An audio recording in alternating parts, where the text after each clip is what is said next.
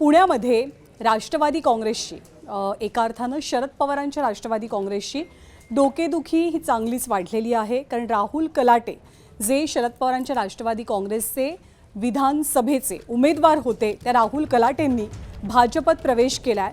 तर दुसरीकडे प्रशांत जगताप सुद्धा नाराज आहेत। विशेष म्हणजे राहुल कलाटे यांच्या पक्षप्रवेशाला भाजपमधनच मोठा विरोध होता, पण या विरोधाला न जुमानता त्यांनी कमळ हाती घेतलं।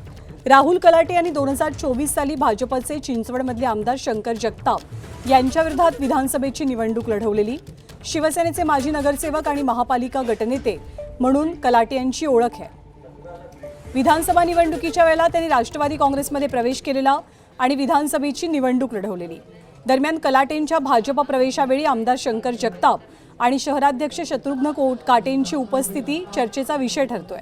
त्यामुळे राहुल कलाटेंना जगताप आणि काटेंचा छुपा पाठिंबा आहे याचीही चर्चा रंगू लागली। त्याच वेळेला भाजपतील नाराजांसाठी सुद्धा कलाटेंचा हा पक्षप्रवेश आव्हान मानला जातोय। कलाटेंना विरोध करणारे बंडखोरी करणार की ते कलाटेंचाच प्रचार करणार हे पाहणं सुद्धा महत्त्वाचं असेल।